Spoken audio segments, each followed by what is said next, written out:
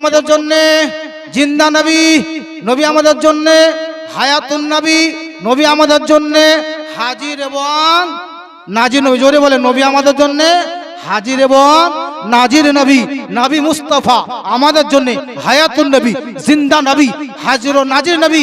কেউ যদি বলে নবী মরে মাটিতে মিশে গেছে, বলেন তার কথা মানা চলবে? জোরে বলেন, কোনো মৌলবি যদি বলে, যদি কোনো মৌলবি বলে মানা চলবে? চলবে না। কোনো ডাক্তার যদি বলে চলবে না, মাস্টার যদি বলে চলবে না, প্রফেসর যদি বলে চলবে না। নবী মুস্তাফা আমাদের জন্য জিন্দা নবী, হায়াতুন নবী, হাজির এবং নাজির নবী মুস্তাফা।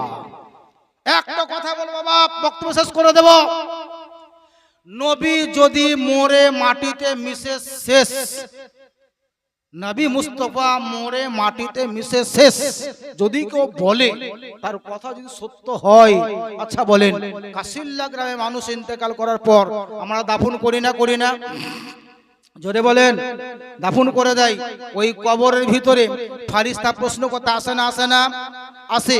আচ্ছা, গোটা দেশের মৌলবীকে জিজ্ঞাসা করেন, আহলে হাদিসের মৌলবীকে জিজ্ঞাসা করেন, দেওবন্দীকে জিজ্ঞাসা করেন, সুন্নিকে জিজ্ঞাসা করেন, শাফিকে জিজ্ঞাসা করেন, মালিকিকে জিজ্ঞাসা করেন, হাম্বলিকে জিজ্ঞাসা করেন, যে কোনো আলেমকে জিজ্ঞাসা করবেন, তারা এক বাক্যে উত্তর দেবে যে ইন্তেকাল করা ব্যক্তি কবরের ভিতরে দাফন করার পর যখন মাটি সম্পূর্ণ হয়ে যায়, এই কবরের ভিতরে দুজন ফেরেশতা প্রশ্ন করার জন্য আসে।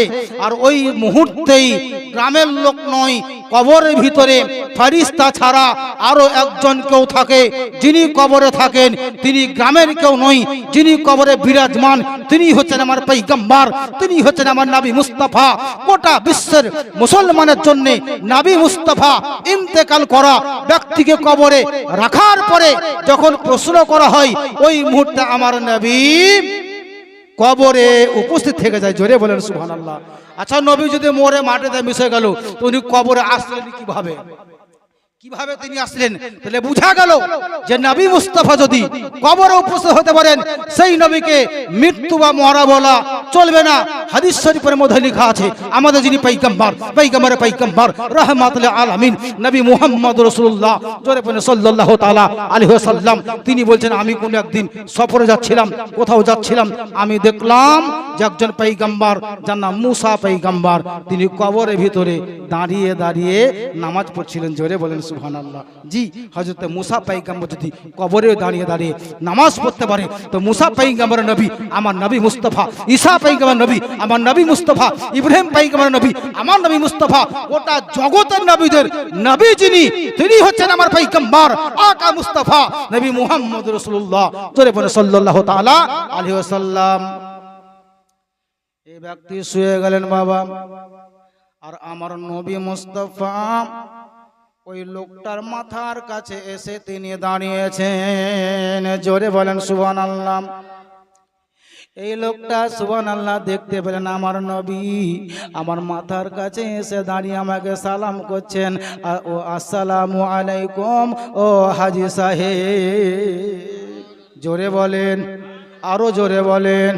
আল্লাহর নবী আকা মুস্তাফা যে কথাটা বললেন, এই লোকটা মনে মনে চিন্তা করলেন, আল্লাহ গো, আমাকে সীতা পাহাড়ির লোকটা হাজী সাহেব বলেছিল, হাজী সাহেব আমাকে হাজী বলল, এটা তো আমি বুঝতে পারলাম না। কাবিলপুরে ছিল, সেও বললো, বুঝতে পারলাম না। সবাই আমাকে নিয়ে ঠাট্টা করলো, কিন্তু আজকে আমার মাথার কাছে আমার নবী মুস্তাফা দাঁড়িয়ে আমাকে কেন হাজী সাহেব বললেন? নবীর কাছে দাঁড়িয়ে বলছেন, ইয়া রাসূলুল্লাহ, ইয়া হাবিবাল্লাহ, ওগো আল্লাহর নবী, ওগো আল্লাহর পয়গম্বর, ওগো আল্লাহর রাসূল, আজকে আমি হজ করতে যাব বলে মনে করেছিলাম, আমি টাকা না থাকার কারণে যেন যেতে পারিনি। ইয়া রাসূলুল্লাহ, ইয়া হাবিবাল্লাহ, আমার সঙ্গীরা আমাকে যেন ইয়ার কি করলো, ইয়া রাসূলুল্লাহ, আমি যেতে পারিনি বলে আমার সাথীরা আমাকে নিয়ে বড় মজা করলো। নবী গো, তারা যেন আমাকে ইয়ারকি ঠাট্টা মারলো, কিন্তু ইয়া রাসূলুল্লাহ, আপনি কেন আমাকে ঠাট্টা বা মজা করলেন? আমার নবী বলছে, কেন তোমাকে, ওগো আমার উম্মত, তোমাকে আমি কোথায় ঠাট্টা করলাম? বলে, ইয়া রাসূলুল্লাহ, আমি তো মদিনায় যেতে পারিনি, আমি তো মক্কাতে যেতে পারিনি। নবী গো, আমি তো কাবা বাইতুল্লাহ দর্শন করতে পারিনি, আমি তো সাফা মারওয়া পাহাড়ে যেতে পারিনি। ইয়া রাসূলুল্লাহ, দুনিয়ার লোক আমাকে হাজি বলে মজা করলো, কিন্তু নবী গো আপনি আমাকে কেন হাজি বলে মজা করলেন? আমার নবী বললেন, শোনো গো, তোমাকে সীতাপারে হাজি হাজি বলেছে, তাই মানে তোমাকে মিথ্যা বলেনি। কাবিলপুরের হাজি তোমাকে হাজি বলেছে, মিথ্যা বলেনি, সত্য বলেছে। আর সুবহানাল্লাহ, তোমার এলাকা যারা হাজি তোমাকে বলেছে, কেউ তোমাকে মিথ্যা বলেনি, তোমাকে সবাই সত্য বলেছে। আমি নবী তোমাকে হাজি বললাম, আমি কোনোদিন মিথ্যা কথা বলিনি, আর আজকে তোমাকে মিথ্যা কথা বলিনি। এই লোকটা বলছে, হুজুর আমি বুঝতে পারলাম না, ইয়া রাসূলুল্লাহ, হাবিবাল্লাহ, নবী গো, আমি যেন আমার মাথায় ঢুকে না। আমার নবী আকা মুস্তাফা তার মাথার কাছে দাঁড়িয়ে দাঁড়িয়ে বলছে, শোনো রে আমার উম্মত, তুমি জানো হজ করতে যাওয়ার আগে বাজারে গেছিলে? বলে, ইয়া রাসূলুল্লাহ, হ্যাঁ আমি গেছিলাম। নবী তো যাওয়া আসা দেখেনি বাবা, নবী আমার ইলমে গায়েবের দাতা। আমি সাবির কি বলছি না বলছি, নবী আমার সব জানে। আপনার মনে কি গাইছে, আমার নবী সব জানেন।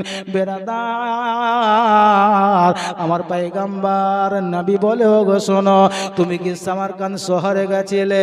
বলে, ইয়া রাসূলুল্লাহ, হ্যাঁ আমি গেছিলাম নবী গো।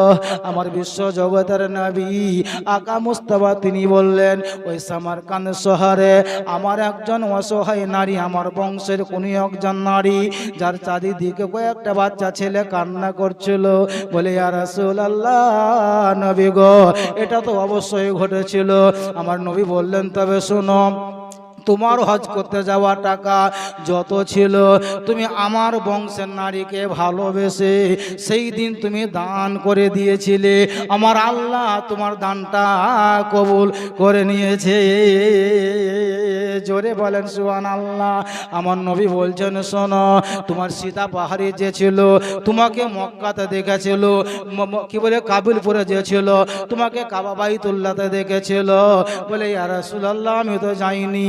আমার নবী বললেন, তবে শোনো, তুমি যে আমার বংশের নারীকে ভালোবেসে টাকাটা দান করেছিলে মায়া মায়া করে, আমার আল্লাহ তোমার মতো রং, তোমার মতো ঢং, তোমার মতো কায়া কাটিং, তোমার মতো চেহারা, তোমার মতো ইলহাইর, তোমার মতো শরীর, এরকম একটা ফারিস্তাকে আল্লাহ তোমার রূপ রং বানিয়ে ওই তোমার টিমের সাথীদের সঙ্গে আল্লাহ হজ করিয়েছে।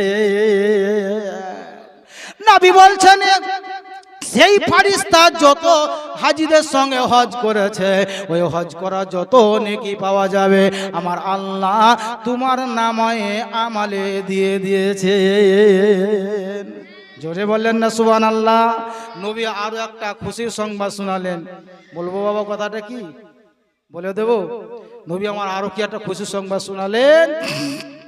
নবী বললেন, শোনো, সীতা পাহাড়িতে তোমার সঙ্গী ছিল, এই বছর হজ করে আছে, সামনে বছর নাও করতে পারে, নাও আসতে পারে, মৃত্যু হতে পারে, হয়তো সে বেঁচে নাও থাকতে পারে, যারা এসেছিল সবাই হয়তো মরে যাবে, হজ করতে পারবে না।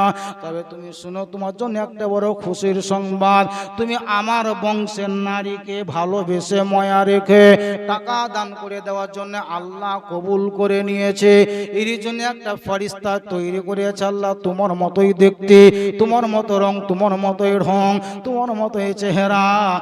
দুনিয়াতে যতদিন দুনিয়া আবাদ থাকবে, যতদিন হজ চালু থাকবে, তোমার পরিবর্তে আল্লাহ ওই ফেরেশতাকে হজ করাবে, আর ওই হজ করাতে যত নেকি পাওয়া যাবে সমস্ত নেকি আল্লাহ প্রতি বছর তোমার নামে আমালে আল্লাহ লিখে দেবে। আল্লাহুম্মা সাল্লি আলা